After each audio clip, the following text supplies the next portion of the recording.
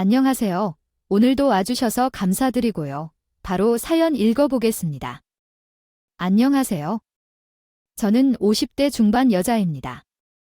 얼마 전에 제가 다니는 수영장에서 운동을 마치고 머리를 말리고 있는데 옆에 젊은 아가씨들이 까르르거리며 웃고 있더라고요. 무슨 얘기를 하면서 그렇게 좋아하나 슬쩍 엿들었는데 이번 여름에 유럽 여행을 계획하고 있더라고요. 그 모습을 보는데 저한테도 저런 때가 있었나 싶은 겁니다. 저는 워낙 일찍이 사회생활을 하면서 젊어서 놀아본 기억이 없거든요. 어려서 나 형편이 좋지도 못했고 또 안타깝지만 부모님도 일찍이 돌아가시는 바람에 너무 어린 나이에 홀로서기를 하는 방법을 배워야만 했어요. 10대 때부터 안 해본 일이 없었어요. 식당 서빙 전단지 설거지는 기본이고 일당이 센 노가다 일도 해봤습니다. 제 삶은 언제나 한 줄기 빛이 없는 깜깜한 암흑 같았어요. 그러다 우연히 지금의 남편을 만나 결혼하게 되었고 아이도 하나 낳았어요. 저도 이제는 가정이라는 울타리 안에서 남들만큼 살 거라는 기대에 부풀었어요. 하지만 우리 남편도 벌이가 좋지는 못했고 형편이 나아질 기미가 보이지 않았습니다. 초등학생이 되는 조카에게 용돈을 5만 원 줘야 할지 10만 원 줘야 할지 전전긍긍하는 삶이었으니까요. 결국 저는 다음 달 카드값의 압박 때문에 5만 원만 주기로 결정했어요. 무엇보다 힘든 건 어머님의 쓴소리였어요. 우리 부부가 지금 이렇게 살고 싶어서 그런 것도 아니고 우리는 나름대로 어떻게든 잘 살아보겠다고 아등바등하고 있었는데 말이에요. 그런 저희의 마음을 아시는 건지 모르시는 건지 어머님은 매번 달갑지 않은 말씀만 늘어놓으실 뿐이었어요. 삼촌이 되어서 조카한테 기껏 용돈 준다는 게 5만 원이 뭐냐? 5만 원이 쪽팔리지도 않지. 엄마, 저희 지금 생활비도 빠듯한 거 아시잖아요. 아이 그리고 누나는 부족함 없이 잘 살잖아요. 사정 다 쉬면서 그래요? 너와는 한다는 소리가 고작 크게 다냐. 네 누이는 어려서부터 내 말에 그렇게나 착실하게 들었으니까? 아, 지금 이렇게 번듯하고 나 안 부러울 것 없이 살고 있잖아. 안 그러냐? 어휴, 너는 어떻게 어려서 나 지금이나 엄마 말은 그렇게 죽어라고 들어먹지를 않아. 그러니까 지금 내가 이렇게 빌빌거리고 사는 것 아니야. 저희도 애는 커가고 있고 하다 보니까 마음이 여간 조급한 게 아니었어요.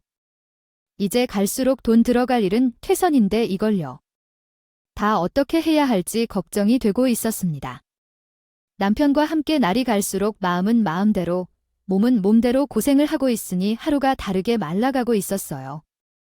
하지만 형님네는 저희와 사정이 달랐어요. 남편한테 들어보니 형님은 어려서부터 공부를 꽤나 잘했다고 하더라고요.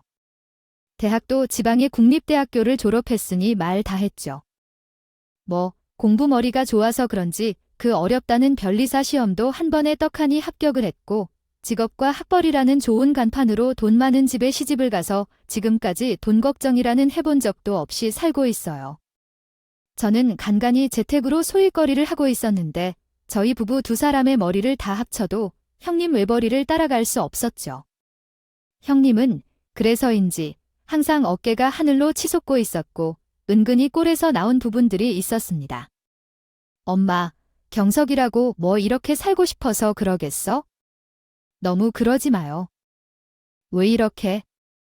자, 이거 5만 원 도로 가져가. 우리한테 이렇게까지 안 해줘도 돼. 둘이 얼마나 본다고 이런 돈을 줘? 우리가 뭐 5만 원 받자고 이러는 것도 아니고. 이거 옳게 살림에 보태 써야 해. 아니에요, 형님. 이건 저희가 그래도 드리는 건데? 형님은 저희가 조카에게 준 5만 원을 덜어주시면서 됐다고 하시는 거예요. 그러면서 은근히 저희의 머리를 무시하는 거죠. 속으로는 자존심도 상하고 짜증도 났지만 형님이 하는 말 중에 틀린 말은 없었어요. 모두 하나같이 사실이었죠. 한편으로는 5만 원을 지킬 수 있어서 다행이라는 생각도 들었는데 이런 제 자신의 처지가 너무 한심스럽다고 느꼈어요. 어머님은 어느 날부터인가 신우와 남편을 비교하던 걸 타기들 바꾸어서 저와 형님을 비교하는 거예요. 남편에게 박혔던 미운 털이 저에게 옮겨간 것 같았죠. 뭐만 하면 자기 딸과 저를 비교하면서 사람 피를 말리는데 아주 죽을 맛이더라고요. 제가 할 수 있는 일이라고는 그저 어머님 그리고 형님과 자주 마주치지 않게 조심하는 것뿐이었어요. 그러던 어느 날이었어요. 어머님은 입이 귀에 걸려서 완전히 난리가 난 거예요. 어머님, 무슨 일 때문에 그렇게 기분이 좋으세요? 아, 얘네, 시어머니. 이제 사장님이다네. 신호가 나한테 고깃집을 하나 차려줬어. 나더러 그거 운영하면서, 아니, 너 왜 편하게 지내라고 하더라. 내가 지금 기분이 안 좋을 수가 없어 형님이 어머님께 프랜차이즈 고깃집을 하나 내드렸다는 거예요. 안 그래도 가게 한번 해보고 싶었다고 하셨었거든요. 그런데 형님이 그 소원 성취를 시켜드린 겁니다. 그래서 저렇게 기분이 좋으셨던 거였죠. 저는 비위를 맞춰주기 위해서 축하한다고 했어요. 어머님, 그래서 그렇게나 기분이 좋으셨구나. 아예 얼마나 좋으시겠어요. 잘 나가는 형님 덕분에 그렇게 원하시던 가게도 운영해보시고 말이에요. 어머님은 사장님이 딱 잘 어울리세요. 내가 우리 딸 덕을 이렇게 나보고 산다 저것 때문에 내가 살찌네. 형님은 이렇게 큰돈 드는 가게를 떡하니 차려주고 있는데. 아니, 이들은 그동안 뭘 하고 있는 거야? 하등 쓸모가리가 없어서 저는 가만히 축하해주다가 날벼락을 맞아버렸네요. 내가 뭘 잘못한 게 있는 것도 아닌데 말이죠. 그냥 옆에서 죄송하다고 말을 할 뿐이었어요. 혹시라도 어머님이 자기 가게에 나와서 일을 도우라고 할까 봐 조용히 지내고 있었어요. 저 성질머리를 가진 양반이랑 어떻게 같이 일을 하겠어요? 그것도 손님 상대하는 일이라니 말이에요. 저희 애한테도 그렇게 돈을 아끼시는데 제가 일을 도운다고 해서 그만큼 합당한 대가를 줄 사람도 아니었죠. 제발 조용히만 있자는 생각이었어요. 그렇게 어멜님은 가게를 오픈하게 되었고 영업은 성황리에 잘 이어지고 있었어요. 그러다 어느 날 형님으로부터 한 통의 전화를 받게 되었어요. 왜인지 받기가 싫더라고요. 이에 형님이 시간에 무슨 일로 전화를 다 하셨어요. 다름이 아니라 혹시 지금 집이야? 아니 엄마가 지금 손님이 너무 많아서 정신이 없는 것 같더라고. 왜 이렇게 지금 집이면 엄마한테 가서 일 좀 돕다 올 수 있어. 그래도 가족이 도와야 엄마도 마음이 편하지. 안 그래? 드디어 올 것이 오고야 말았구나 싶었어요. 정말 가고 싶지 않았죠? 고깃집 일이라는 게 어디 쉽기나 하나요? 저는 어쩔 수 없이 울며 겨자 먹기로 어머님의 가게에 나갔어요. 어머님, 저 형님한테 전화 받고 와봤는데 뭐부터 할까요? 너. 저기 가서 불판 먼저 좀 닦아봐라. 아, 지금 정신이 하나도 없다. 너는 집에서 먹고 노는 애가 한번 나와 볼 생각은 안 하고? 아유, 얼른 들어가서 시킨 거 먼저 해. 일을 시작하기도 전부터 사기가 딱 꺾여버리더라고요. 시댁이고 뭐고 그냥 집으로 가버리고 싶었어요. 거기다가 일은 또 제일 힘들고 어려운 불판 닦는 일을 시키는 겁니다. 저는 이거라도 해야 더 큰 화를 불러올 걸 알고 있기에 그냥 나 죽었다는 셈치고 열심히 일을 했어요. 오픈빨이라는 것이 참 무섭더라고요. 하루 종일 불편을 닦아야 하니 기존의 구해 직원도 도망을 가서 그 자리에 제가 있는 거라고 하더군요. 마감 시간이 다가오니까 그제서야 손님이 좀 잠잠하더라고요. 하루 종일 네 온몸에 쥐가 나는 것 같았어요. 어머님은 내내 불편을 봐서 불만 어린 말을 하더라고요. 아니, 요즘 젊은 것들은 이렇게 큰 성이 알도 없어서야. 아이까지 깨고 그렇게 어렵다고 고작 이틀이라고 도망을 가이나 참 어이가 없어서. 아니, 내가 생각해도 그렇지 않니? 그 말을 듣는데 어머님이 딱 10분만 불판 한번 닦아보세요. 그런 말이 아마 쏙 들어갈 겁니다라고 하고 싶은 걸 겨우겨우 참았어요. 본인은 불편 하나 설거지 한 번을 하지도 않을 거면서 저렇게 말로 남 탓을 하는 거였어요. 어머니가 불판을 닦는 일이 보통 일은 아니긴 해요. 그래도 그렇게 도망간 건 정말 아니긴 하죠. 예를 들면 당장 내일 장사를 안 할 수는 없는 노릇이니까 당분간은 내가 좀 나와서 일을 도와야겠다. 아이, 너도 집에서 먹고 노는 것보다 나와서 일하는 게 낫지 않겠어? 그리고 내 형님은 이렇게 떡하니 가게까지 차려준 마당에 너희는 뭘 한 게 있기는 하니? 당장 허리가 끊어질 것 같아서 못 나오겠다고 하려고 했는데 그랬다가는 무슨 날벼락이 날지 뻔했어요. 저는 어쩔 수 없이 알겠다고 했죠. 안 그래도 험난하기 짝이 없는 시집살이인데 더는 고통받고 싶지 않았거든요. 그렇게 저는 주말 내내 출근을 해서 죽어라고 불판을 닦았어요. 밥 먹을 시간도 없어서 쌓여있는 불판 앞에 서서 빵을 먹는 걸로 때워야 했어요. 정말 딱 죽고 싶었어요. 더는 이렇게 못하겠어서 그날 퇴근을 하면서 어머님께 솔직히 말씀드릴 생각을 하고 있었어요. 저 어머님께 드릴 말씀이 있는데요. 아, 그래? 안 그래도 너 어디 있나 찾고 있었다. 차 받아라. 3일치란 거다. 어머님은 저에게 봉투를 하나 내밀면서 3일간 고생한 1급을 넣었다고 하는 거예요. 돈 안 들이고 저를 부려먹을 생각만 하고 있는 줄 알았는데 의외였죠. 저 말 동안 어찌나 정신이 없던지.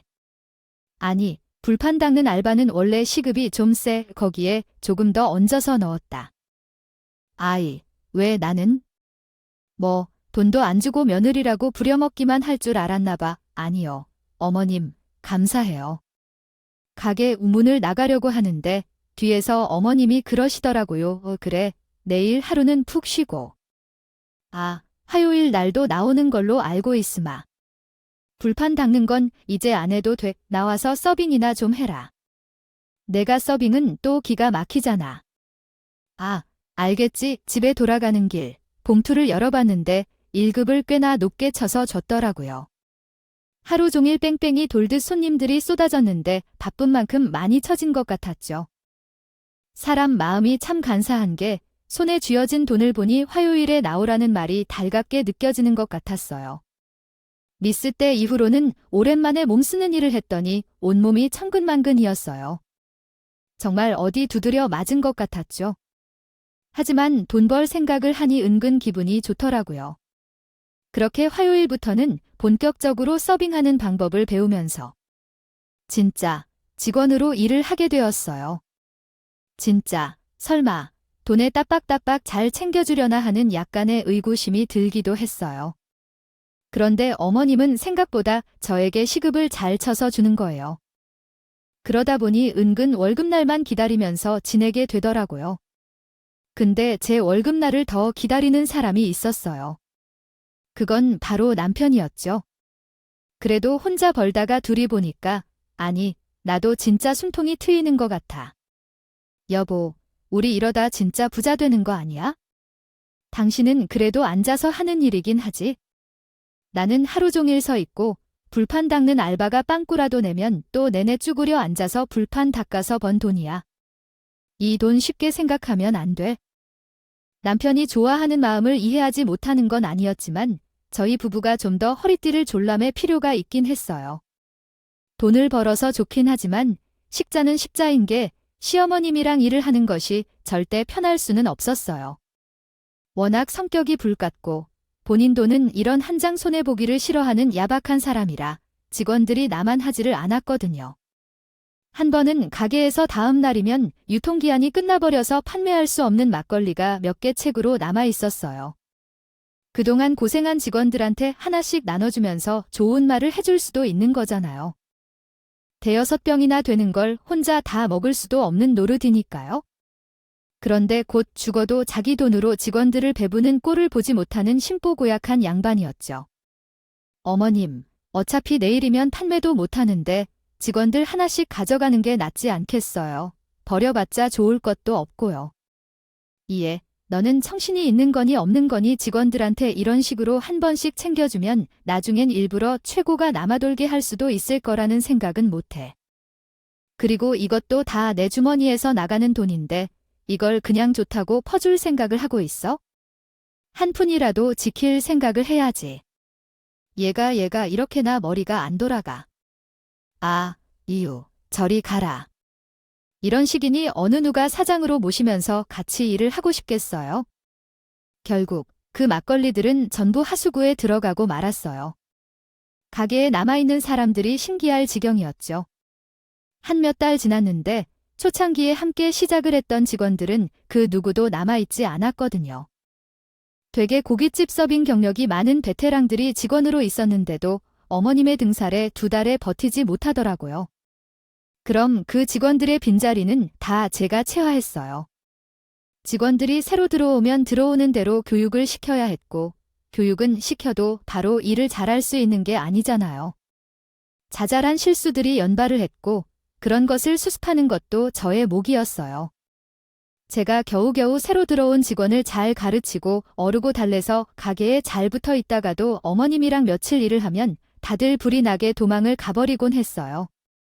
돈은 기본 시급으로 받고 있는데 일은 곱빼기에 곱빼기로 하고 있으니 잘 받는 거라고 할 수도 없었어요. 장사가 잘 되면 뭐 하겠어요? 직원들이 이렇게나 하루가 멀다 하고 도망을 가버리니 내부 사정은 날이 갈수록 썩어 들어가고 있었어요. 하지만 어머님은 이런 사정을 알면서도 개선할 생각을 전혀 하지 않고 있었어요. 직원들끼리 사담이라도 한두 마디 나누면 득달같이 달려와서는 일들 안 하고요. 노가리나 까고 있으면서 월급은 왜 그대로 받는 거냐면서 성질을 부리는데 어떻게 그런 양반이랑 일을 하겠어요? 내가 장사를 해보니까 정말 요즘 젊은 것들은 배가 불렀다는 생각밖에 들지를 않아. 아니, 다들 어쩜 그렇게 썩어 빠진 생각으로 출근을 하는 거야? 다들 놓을 생각밖에 없는 것 같아. 어머님, 직원들도 나름대로 열심히 하고 있는 거예요. 내내 떠들고 논 게 아니고 각자 할 일 하다가 잠깐 마주쳤을 때 농담 따먹기 한 번 한 거예요. 너무 말 잘했다. 여기가 무슨 모임 자리니? 농담 따먹기를 왜 일하러 와서 돈 받고 하냐, 네 말이야. 아니, 사장이 있으면 눈치를 봐서라도 일을 찾아서 해야지. 어떻게 그 모양 그 꼴들인지. 사장 며느리인 너부터가. 정신이 혼미한데 어린이들이 무엇을 보고 배울 것인지. 아휴, 됐다. 됐어. 어차피 사람은 구하면 끝이야. 다 잘라내라. 사람은 기계가 아니라서 1분 1초도 쉬지 않고 일만 할 수 있을까요? 본인이 시도해본 적도 없는데 이렇게 번지름에는 말을 할 수 있었다면요. 게다가 구하면 끝이라는 간단한 말로 처리될 문제였다면 나한테 말이나 꺼내지 않았을 테지요. 어차피 나한테 무슨 말을 해도 듣는 채 하지 않았기 때문에 단지 내내 하고 넘어갔어요. 말을 해봤자 내 입만 아플 것이기 때문이죠. 직원들은 2주를 견뎌내지 못하고 떠나버린 뒤 같이 일하던 사람들끼리 손발이 맞지 않았어요. 저 혼자 땀을 흘리며 2배, 3배로 뛰어다녔지만 그것도 한계가 있었죠. 그런데 요즘 세상은 인터넷이 정말 무서운 것 같아요. 불만이 있어도 앞에서는 말을 하지 않고 뒤에서 인터넷으로 떠들어댔는데 저희 가게도 그런 상황들에 피할 수가 없게 되었어요. 너는 뭘 얼마나 대충 하길래? 인터넷에 사람들이 이런 글을 올려대는 거니 너 입이 있으면 한번 말을 해봐라. 직원들을 모두 모아두고는 그 앞에서 저를 대놓고 면박 주는 겁니다. 제가 아무 말도 하지 못하고 있자 친하게 지내는 주방 언니가 대신 말을 해주더라고요. 사장님. 아무리 그래도 그렇지 말씀이 너무 심하세요. 미영 씨가 아무리 며느리라지만 아이 혼자 3인분 역할을 묵묵히 하고 있는 건 전혀 모르세요. 직원들이 왜 그렇게 나가는 건지 생각을 해보셔야 서비스를 바로 잡든지 말든지 할 것 아니에요? 안 그럽니까? 아니 뭐야. 젊은 것들이 일을 설렁설렁할 생각만 하는 걸 나 더러 어쩌라는 건데 그걸 바로 잡는 건 내 역할이 아니야. 어디 사장 탓을 하고 있어? 아무튼 다들 한 번만 더 이렇게 인터넷에 글 올려서 아이 본사의 팀장인지 부장인지한테 연락받게 하기만 해. 알았어. 어디에 남의 말을 듣는 양반이기는 하나요? 저를 대신해서 말해줬던 주방 언니마저 가게를 떠나더라고요. 그나마 출근하는 이유가 되어줬던 사람인데 그 언니마저 떠나버리니 정말 일하기 싫더군요. 저 또한 당장 그만두고 싶은 마음이 굴뚝 같았어요. 제가 가게에서 이런 일들이 있었다는 말을 남편에게 하면 남편은 은근 제가 그만둘까봐 눈치를 주더라고요. 아휴, 엄마 정말 왜 그러는지 몰라. 다 늙어서 말이야. 그런데 다른 데 가더라도 사정도로 원래 고역하고 그나마 일이 손에 익은 데에서 하는 게 낫지 않겠어? 우리의. 당장 하윤이 학원비랑 대출금 나가는 거 생각해도 그렇고 사정이 이러니 당장 그만둘 수도 없는 노릇이었기에 매일같이 혼자서 죽어라 뛰어다녔어요. 손님들은 여기저기서 배를 놀러대고 술에 취해서 대놓고 욕을 하는 손님들도 있었어요. 그럼 저는 서비스를 조금씩 드리면서 더 이상의 불만을 막아보려고 했었죠. 하지만 그마저도 어머님 때문에 쉽지 않았어요. 그거 죄송하다고 했으면 됐지? 너 그동안 이렇게 여기저기 음식 퍼주면서 장사하고 있었냐?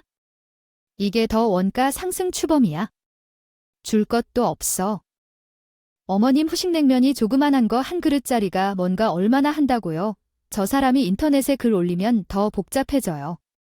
냉면 한 그릇 들여서 기분 좋게 나가면 어차피 또 방문하실 수도 있기도 하고요.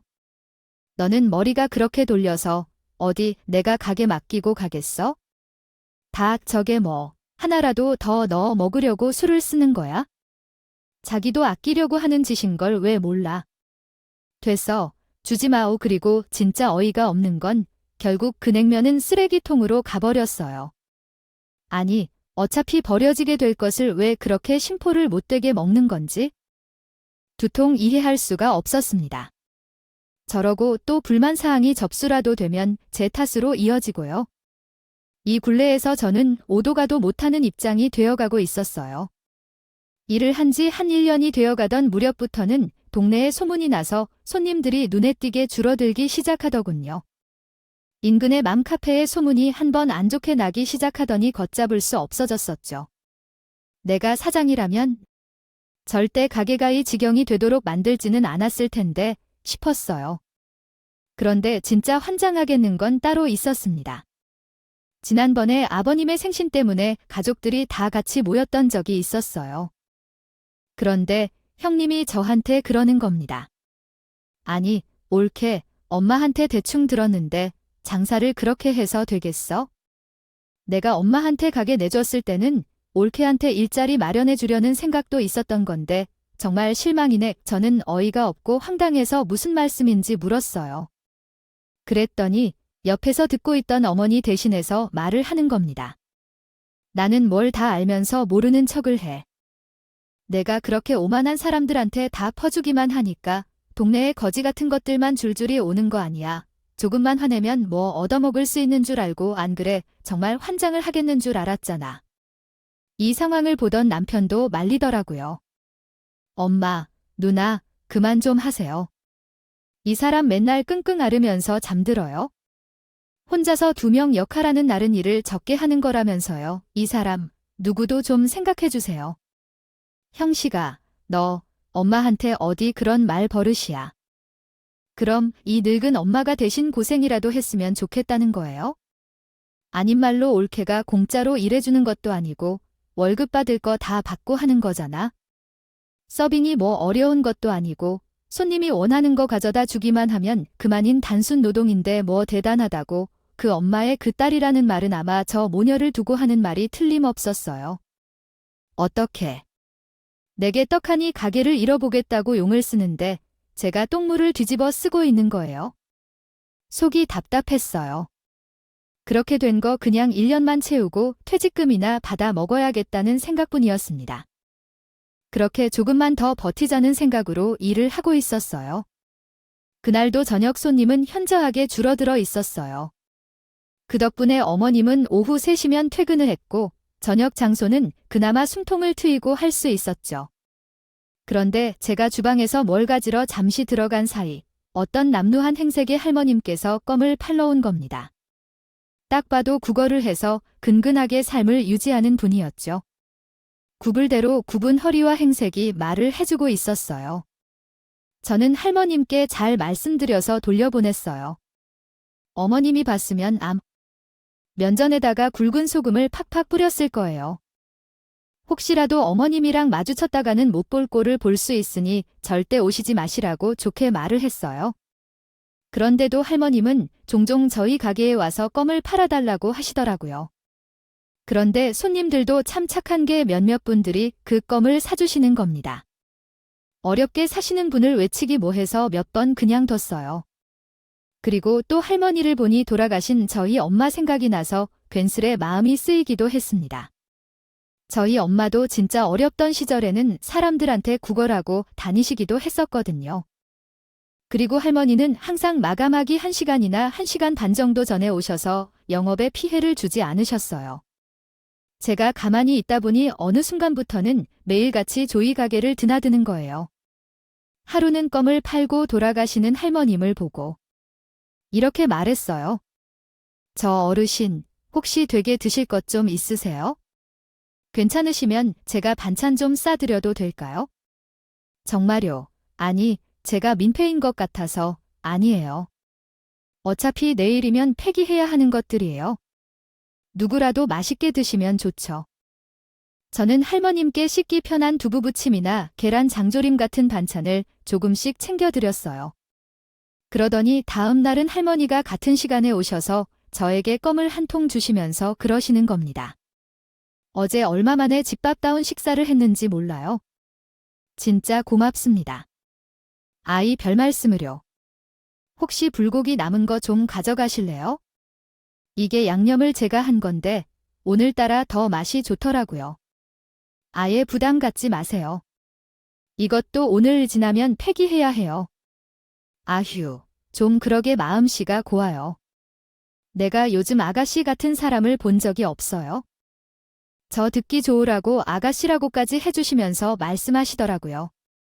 할머니는 저에게 연신 허리를 숙이시면서 고맙다고 인사를 하셨죠. 저는 날도 추운데 또 먼 길을 가시는 할머니가 신경이 쓰여서 카운터에 있는 손님용 핫팩을 하나 꺼내서 손에 쥐어드렸어요. 어머님이 하시면 난리가 날 상황이었지만 마음이 쓰이는 건 어쩔 수가 없더라고요.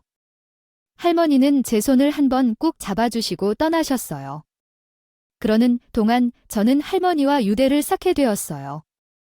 어떤 날은 할머니가 저에게 떡을 한 팩 사주시면서 보답을 하시기도 했고 어떤 날은 제가 사비로 막걸리 한 병을 사드리기도 했어요. 가게에 들르지 않는 날은 어디 편찮으신 건 아닌가 하는 걱정이 되기도 했죠. 그러던 어느 날이었어요. 그날도 어김없이 할머니가 오셔서 껌을 팔았고 저는 할머니들을 반찬이랑 남은 고기를 챙겨서 건네드렸어요. 그런데 그 순간이었어요. 네, 내가 이럴 줄 알았어. 너 지금 이게 뭐 하는 짓거리야? 내가 말하지 않았어. 한번 퍼주기 시작하면 동네 거지 새끼들은 다 몰려온다고 했잖아. 어머님, 그게 아니라 진정 좀 해보세요. 어디 이런 커진 냄새 나는 노인네가 구걸하도록 가게에 들이는 것도 모자라서 음식을 퍼다 날라.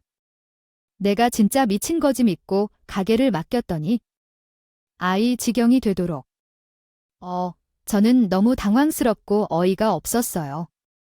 어머님은 대체 어떻게 이걸 알고 오신 건지 의문이었죠.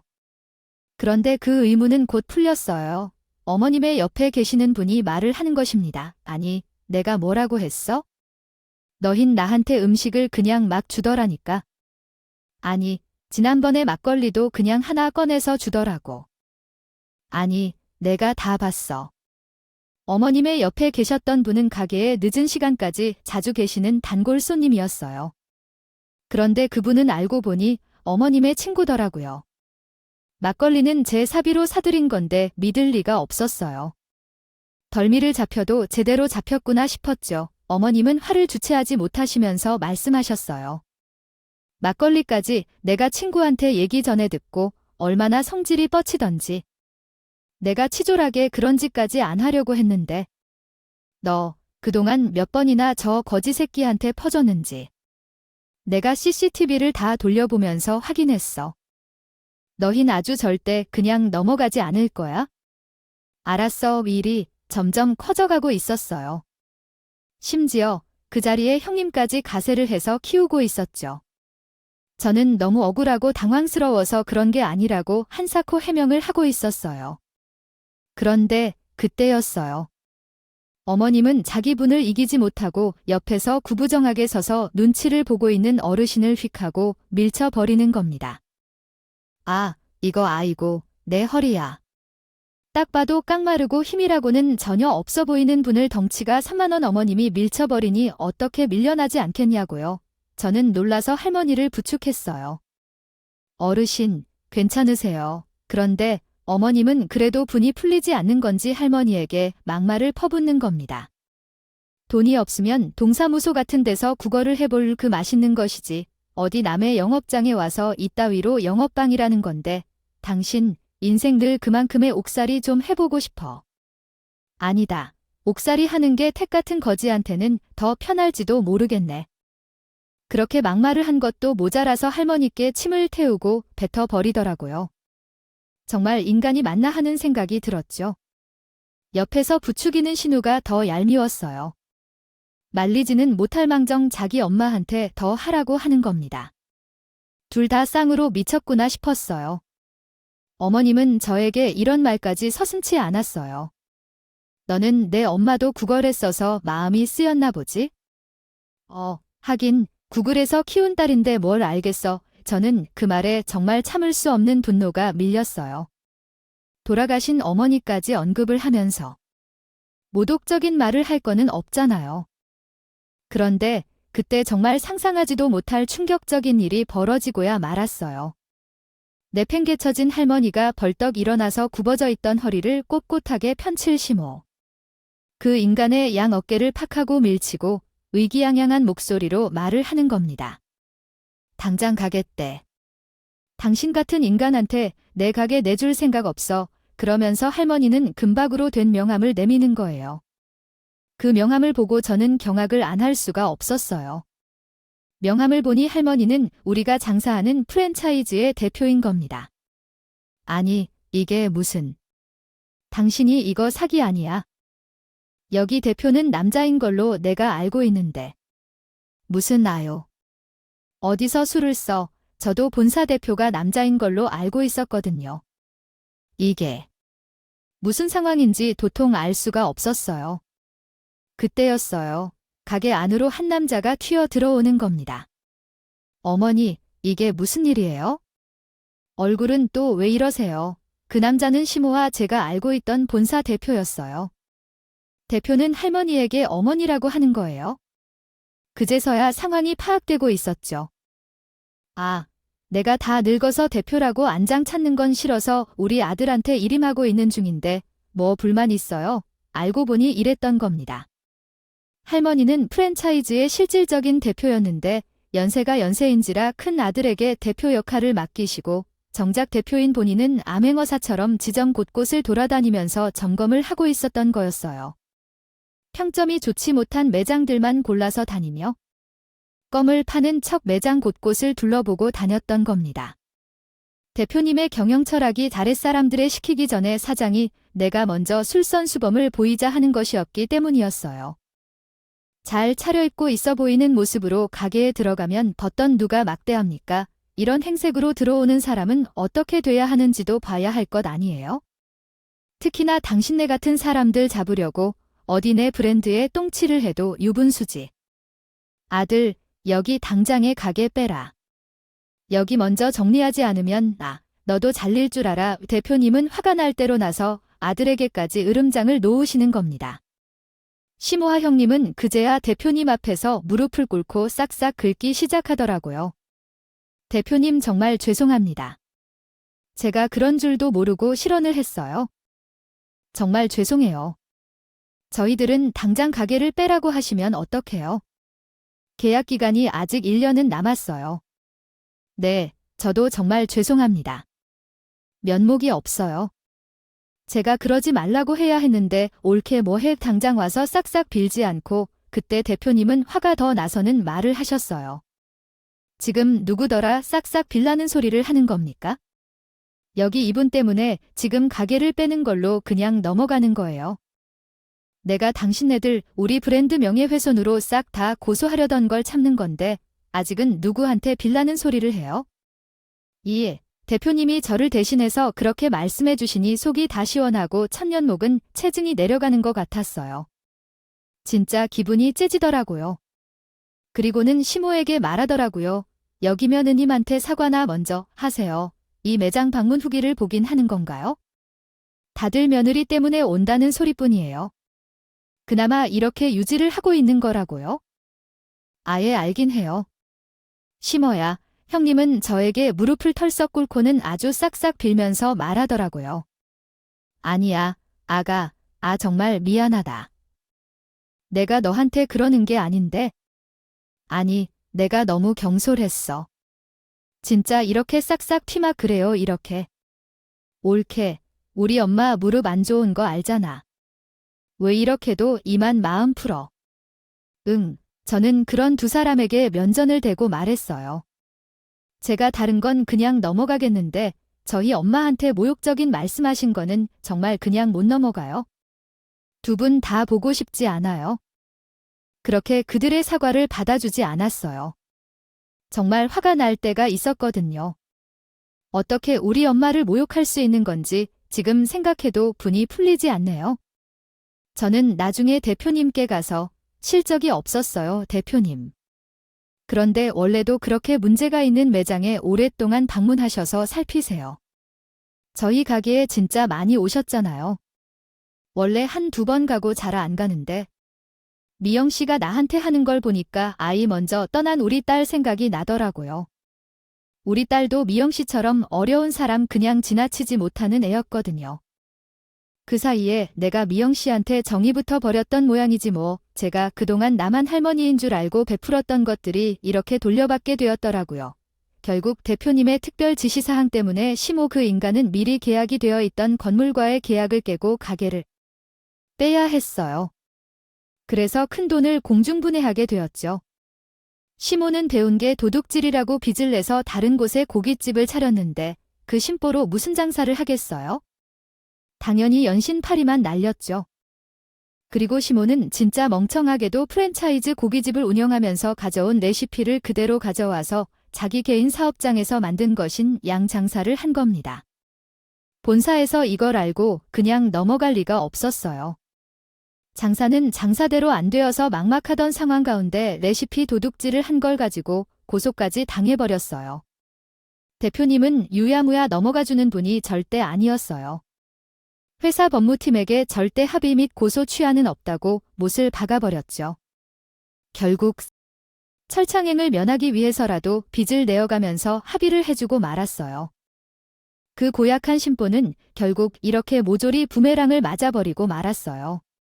그런데 그 이후 대표님은 저를 불러다가 이런 말씀을 하시는 거예요. 미영 씨, 내가 고운곰이 생각을 해봤는데 미영 씨 같은 사람이 장사를 안 하면 누가 하나 싶어요. 우리가 직영점으로 건물을 세울 생각인데, 아니, 거기 점장으로 들어갈 생각이 있어요. 직영점은 인센티브가 본본보다도 더 높거든요. 미영 씨 말고는 적임자가 없는 것 같아요. 정말요, 제가 그걸 잘할 수 있을까요? 회사에서 적극적으로 서포트할 거니까, 걱정 안 해도 돼요? 내가 그 정도 힘은 있거든. 저는 그렇게 대표님의 찬스로 목 좋은 자리에서 직영점을 운영할 수 있는 기회를 얻게 되었어요. 저와 함께 심호의 가게에서 일했던 직원들에게 제 가게를 운영한다니까 다들 한 달에 달려줬어요. 손발에 맞춰서 어떤 사람들이라 그런지 일하는 게 그렇게 재미있고 편하더라고요. 덕분에 매출은 다달이 갱신을 이루었고 제가 버는 돈은 시부랑 일할 때와 비교할 수 없었죠. 곱절에 곱절은 됐습니다. 그 사달이 났던 이후로 저희 부부는 시댁과 완전히 연을 끊고 지내고 있어요. 시모는 그동안 남편을 그렇게나 신우랑 비교하고 무시할 때는 언제고 이제서야 남편한테 아쉬운 소리를 하면서 돈돈거리니 남편 또한 오만정이 다 떨어져 버린 거였죠. 남편과 차곡차곡 돈을 모아서 지금은 회사에서 대출 지원을 받아 널찍한 아파트로 이사를 할 만큼 살림살이가 나아졌어요. 아마 내년에는 본부장 후보까지 올라갈 것 같아요. 그리고 저는 직영점 중에 매출 신화로 자리매김을 오랜 시간 동안 해오고 있는데 너무 꿈만 같아요. 아무리 사람이 눈앞의 것에 욕심이 난다고 해도 다른 사람한테 상처 주고 피해를 주면서 살면 안 된다고 생각하고 있기에 지금도 저는 하나라도 더 퍼주는 경영 철학을 가지고 운영하는 중이랍니다. 다른 사람한테 상처 주는 것은 언젠가 다 돌려받게 되어 있거든요.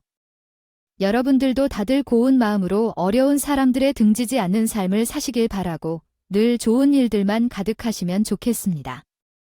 제 이야기 들어주셔서 감사합니다. 오늘도 끝까지 함께 해주셔서 감사하고요. 다음 영상으로 또 찾아뵙겠습니다.